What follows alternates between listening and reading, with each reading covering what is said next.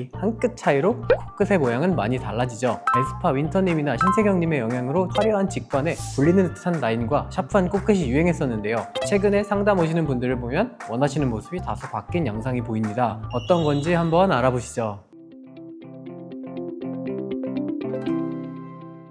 예쁨을 픽하세요. 에픽 성형외과 성형외과 전문의 홍진명입니다.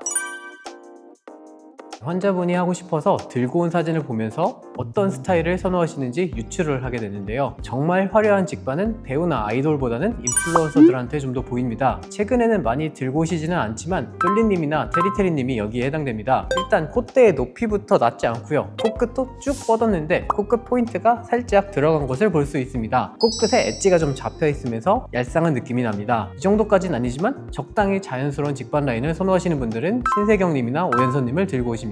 각도에 따라서는 직선코처럼 보이기도 하는데 코끝이 잡혀있거나 얄쌍하기보다는 조금 더 이 동그란 느낌이 납니다. 사실 전 직관 라인에서 제일 유명한 건 에스파 윈터님이라고 생각하는데요. 피부가 워낙 얇으시다 보니 코끝이 얄쌍하고 옆모습에서 보이는 코의 라인도 굉장히 예쁘십니다.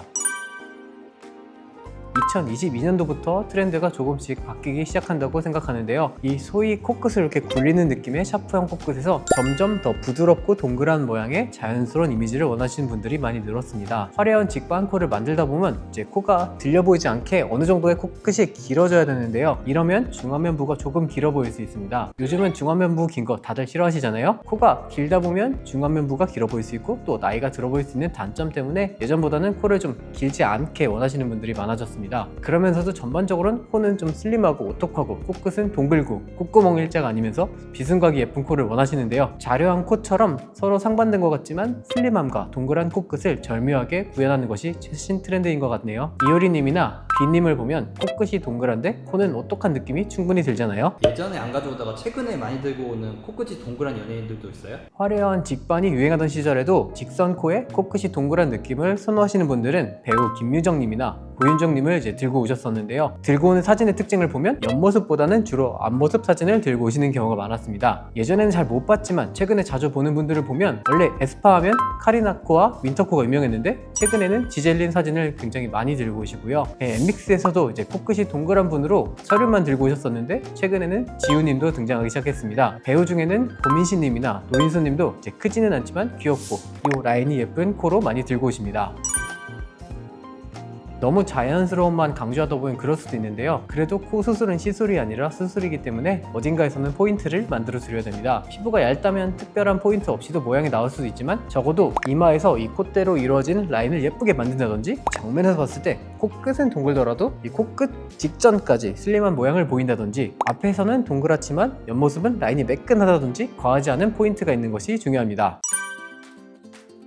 뾰족한 코끝은 견고한 코끝 지지대와 날개 연골의 이제 고정력이 되게 중요하고요. 실리콘이 끝나는 지점부터 코끝까지 라인 정리가 굉장히 중요합니다. 비중격이나 귀연골만으로는 이 각을 살리는 구조를 만드는 게 한계가 있다 보니 이 뇌경골을 메인 지지대로 사용하는 경우가 많습니다. 조금 더 샤프한 모양을 원하시면 이 귀연골까지 좀 덧대는 경우도 있고요. 반면에 이 동그란 코끝을 만드는 것은 코끝에 조작을 많이 가하지 않는 것이 저는 포인트라고 생각합니다. 지지대를 당연히 견고하게 세우긴 해야 되지만 코끝이 너무 길어지거나 너무 높지 않게 정교하게 깎아야 되고요. 연골 묶기도 과해서는 안 됩니다. 심플하게 견고한 지지대, 꼭 필요한 최소한의 고정, 코끝 연부 조직의 보존, 요 세 가지가 포인트 같습니다. 결국 코는 얼굴 한가운데 있기 때문에 얼굴에 맞추는 것이 중요한데요. 나는 자연스러운 둥근 코끝을 추구한다고 하시는데 뾰족하고 높은 사진을 들고 오시기도 하고요. 나는 화려한 코끝을 선호한다고 하시면서 코가 크진 않지만 예쁜 배우 사진을 들고 오시기도 합니다. 이 각각의 한계라기보다는 내 얼굴에 어울리지 않다면 한계가 분명히 있습니다.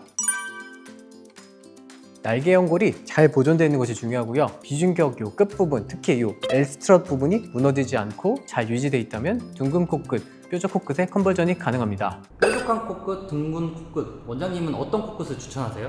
저는 뾰족보단 동그란 모양을 선호하고요. 특히 코끝의 모양이 인위적이지 않고 자연스러움을 추구합니다. 코끝이 자연스럽기 위해서는 콧구멍 모양, 비주와 날개 연골의 위치에 따른 예쁜 비순각, 그리고 코의 전반적인 길이가 얼굴의 윤곽에 어울리는지가 중요합니다.